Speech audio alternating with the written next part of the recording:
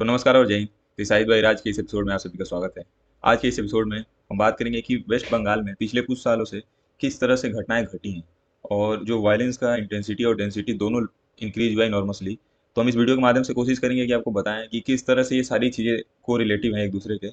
और हो सकता है वीडियो थोड़ा सा लंबा हो जाए, तो मैं कोशिश करूंगा कि इस वीडियो को दो पार्ट में डाला जाए, ठीक है। तो पहले पार्ट में हम देखेंगे बेसिक इंट्रोडक्शन की किस तरह से रिवोल्यूशन जो बंगाल में हुआ, जो कि आज़ादी से पहले और आज़ादी के बाद थोड़ी बहुत जो रिवोल्यूशन हुई, उसका कोरिलेशन देखेंगे इस वायलेंस के अंदर।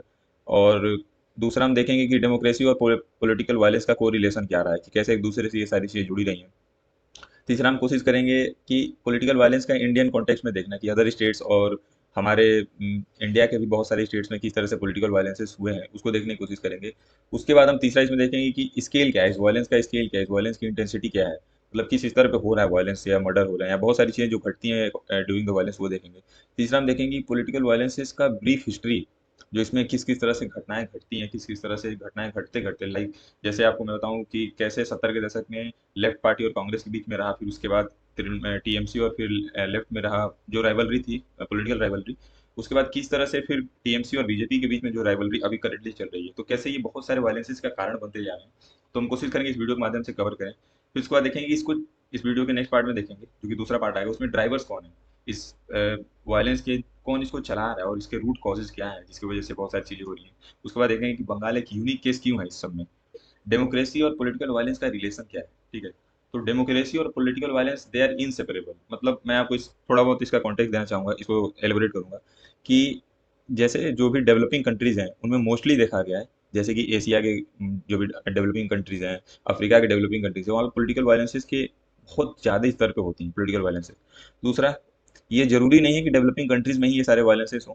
बहुत सारे जो कि डेवलप कंट्रीज हैं, जो कि यूरोप के डेवलप कंट्रीज हैं, मिड एटीज नाइन्टीज और 2000 के दशक में, और रिसेंटली अभी अमेरिका में जो कि ब्लैक लाइफ मैटर करके जो प्रोटेस्ट हुए, उसमें वायलेंसेस को देखा जाना।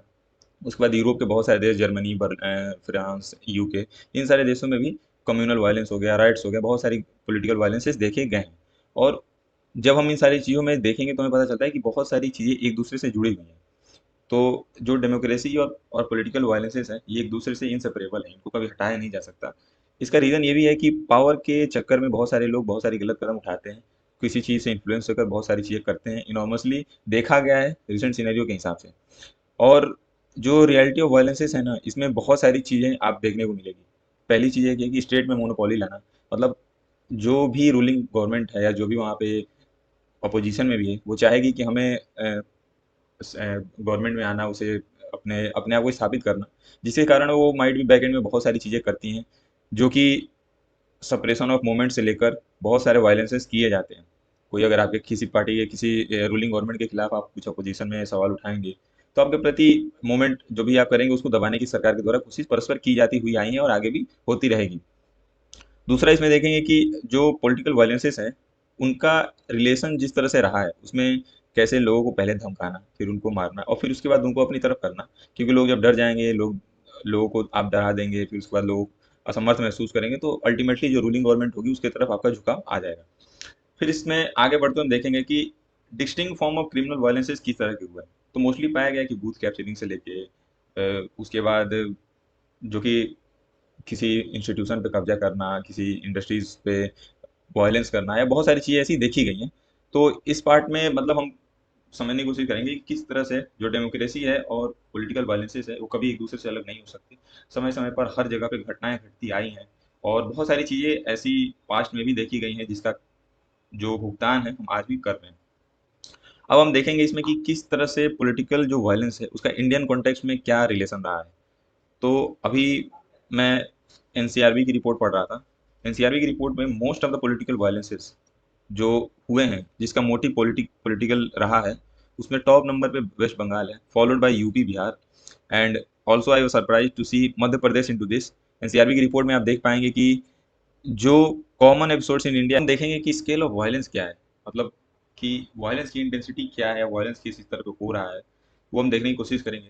तो चैलेंजेस इसके पीछे बहुत सारे हैं। जैसे आप देखेंगे कि बहुत सारे केसेस जो होते हैं ना, वो रजिस्टर्ड ही नहीं होते, या जब एफआईआर होता है, जब लोग जाते हैं फायर कराने, तो बहुत सारे केसेस ऐसे होते हैं जो वहाँ पे रजिस्टर नहीं होते, जो कि पॉलिटिकल इन्फ्लुएंस में आके वहाँ की लोकल पुलिस रजिस्टर नहीं करती, और बहुत सारे लोग करने भी नहीं जाते हैं, वो झेलते रहते हैं, क्योंकि हमने संदेश खली में बहुत बेहतरीन तरीके से देखा कि किस तरह से महिलाओं के साथ अत्याचार हो रहे थे।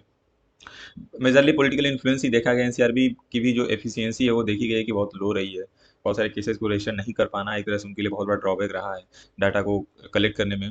और मैं रिपोर्ट्स देख रहा था जिसमें मुझे बहुत आश्चर्यचकित तो नहीं, पर बहुत ही शौक थोड़ा सा लगा मुझे इसमें देख के कि बंगाल का जो ट्रैक रिकॉर्ड है ना वायलेंस को लेके, वो बहुत ही खराब रहा। अब अभी मैं देख रहा था इसमें कि जो पॉलिटिकली इन्फ्लुएंस्ड मर्डर है एनसीआरबी की डाटा के हिसाब से, जिसमें वेस्ट बंगाल सबसे ज़्यादा है। वेस्ट बंगाल में लगभग 161 मर्डर्स हुए हैं, पोलिटिकली हाईएस्ट नंबर पे पोलिटिकली इन्फ्लुएंस वायलेंस में, followed by UP, Bihar and MP. I was shocked to see MP into the list. And आप जब मर्डर्स की लिस्ट में देखेंगे तो 161 बाई वेस्ट बंगाल, फिर 156 by Bihar, 107 by Madhya Pradesh and followed by Jharkhand and Andhra Pradesh. तो ये सारे डाटा जो आप देखेंगे ना एनसीआरबी की रिपोर्ट के हिसाब से, एक और था जिसमें highest number of domestic violence has been observed in West Bengal. ये थोड़ी बहुत शॉकिंग इसलिए है क्योंकि क्वेश्चन रेज होता है इस पे कि जो बंगाल के चीफ मिनिस्टर हैं वो एक खुद फीमेल होने के बाद भी इस तरह का वायलेंस उनके स्टेट में होना, ये दर्शाता है कि किस तरह से महिलाओं की सुरक्षा भी खतरे में है। और जो कि वायलेंस से हमें ये भी दिखाते हैं कि स्टेट में किस तरह से कंट्रोल है, सिक्योरिटी की किस तरह से कमी है। 2021 और 22 में 65 क्रिमिनल राइट्स हुए अकेले केवल बंगाल में, जो कि कम्युनल और बहुत सारे चीज़ें जो कि पॉलिटिकली इन्फ्लुएंस होने के बाद हुए थे। Highest number of acid attack has been observed in West Bengal. उसके बाद जो इकोनॉमिकली डिक्लाइन रहा है वेस्ट बंगाल का, बहुत ही प्रिडोमिनेंटली देखा गया है। पिछले 7 साल में एनएसओ का डाटा है जिसमें लगभग 3 मिलियन जॉब, यानी 30 लाख से अधिक लोग, आप इमेजिन कर सकते हैं द लार्ज नंबर, बहुत बड़ा नंबर है ये कि 30 लाख से अधिक लोगों को जॉब्स से हटा गया है। उसके बाद एज यूजुअल अभी जीएसटी कलेक्शन में वेस्ट बंगाल लोवेस्ट पे रहा है। उसके बाद 49% जो एमएलए इलेक्टेड आए हैं उनका पॉलिटिकल जो पॉलिटिकल कनेक्शन पॉलिटिक्स में आए हैं, they have been come through a criminal record. तो बहुत सारे देखे गए हैं ऐसे केसेस जो कि हमें बताते हैं कि भाई वेस्ट बंगाल में वायलेंस वायलेंस का रेज किस तरह से बढ़ चुका है। दूसरा एक और कारण इसमें था कि जो पॉलिटिकली राइवलरीज हैं एक दूसरे के प्रति, वो बहुत लेवल पे जाके वायलेंस का कारण बन जाती है। जैसे अभी रिसेंट सिनेरियो में देखा गया कि दो बीजेपी और टीएमसी के बीच में जो झड़प है वो एक बहुत बड़ा कारण रहा है इस वेस्ट बंगाल में वायलेंस का। इसमें देख सकते हैं कि 47 से अधिक पॉलिटिकल किलिंग हुई है लोकसभा चुनाव के बाद, समझ, जो कि 38 के करीब जो हुई है वो साउथ बंगाल के साइड हुई है, जो कि लगभग बांग्लादेश बॉर्डर के साइड जो है। तो इसका एक और रीज़न ये भी है कि भाई भाजपा का अग्रेसिव पुश करना खुद को इस्टेब्लिशमेंट करने के लिए, और टॉप लीडर्स पे भी बहुत सारे अटैक हुए। नंदीग्राम में जब बीजेपी के उस समय के अध्यक्ष जेपी नड्डा जी का करवा जा रहा था उस समय उस पर हमला होना, और ये सारी चीज़ें जो घटनाएं थी ना, ये केवल इलेक्शन तक ही सीमित नहीं है। मतलब अगर आप इसको कहना चाहें कि केवल इलेक्शन तक सीमित रह गया है प्री अब, तो इलेक्शन के बाद भी घटनाएं रुकी नहीं है, मतलब बहुत तेज़ी से ये घटनाएं और भी बढ़ती जा रही हैं। रिसेंट सीनियर्स में देखा गया कि भाजपा और टीएमसी के कार्यकर्ता एक दूसरे को मारना, या भाजपा द्वारा टीएमसी पर मुस्लिम अपीजमेंट का आरोप लगाना कि भाई मुसलमानों को ज़्यादा प्रेफरेंस देना। रामनवमी पे बहुत सारी ऐसे सीन्स देखे गए हैं जहाँ रामनवमी पे यात्रा रैली की परमिशन ना देना, वही मुहर्रम और बाकी सारी जो अपोजिट कम्युनिटी है उनको परमिशन देना। तो ये सारी चीज़ें भाजपा के द्वारा एलिगेशन लगाए गए हैं टीएमसी के ऊपर, पर ओवरऑल ये चीज़ें अफेक्ट करती हैं स्टेट की स्टेबिलिटी पे। पर बहुत सारे फैक्टर्स इसमें इंक्लूडेड हैं जो एक दूसरे से जुड़े हुए हैं। हम देखेंगे आगे कि किस तरह से इनका फ्रेमवर्क रहा है। बाकी अब हम कोशिश करेंगे आपको बताने की कि जो वेस्ट बंगाल रहा है उसका क्या हिस्ट्री है, ब्रीफ हिस्ट्री हम जानने की कोशिश करेंगे।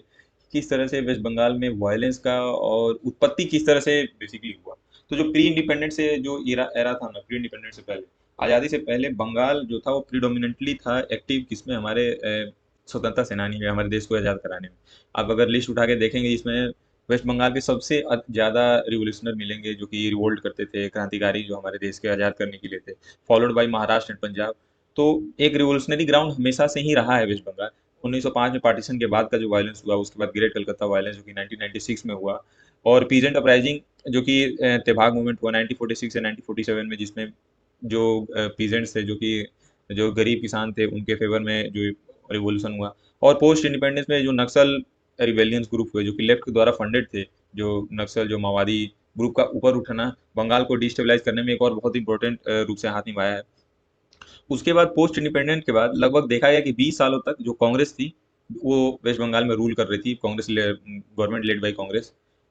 और उसी बीच जो 20 सालों का एरा था, मतलब 1947 से लेकर 1956 60 तक, उस एरा में, सॉरी 1967 तक, उस एरा में देखा गया कि जो लेफ्ट थी वो अपने आप को इस्टेब्लिश करना चाह रही थी वेस्ट बंगाल में, लेकिन कांग्रेस का जो पावर था या कांग्रेस का जो इस्टेब्लिशमेंट था वो पूरी तरह से पूरे स्टेट में था, जिसके कारण से उनको बहुत दिक्कत हुई। Congress has been forcing to, मतलब एक तरह से इमरजेंसी वाली ही हाल थी उस समय, क्योंकि सीपीआईएम जो थी, कम्युनिस्ट पार्टी ऑफ इंडिया, जो अपने आप को स्टेब्लिश करने की प्रयास में थी, परंतु कांग्रेस उनके अपोजिशन के लीडर्स को जेल में डालना, उनको हरेसमेंट करना और बहुत सारी चीज़ें ये उस समय चल रही थी।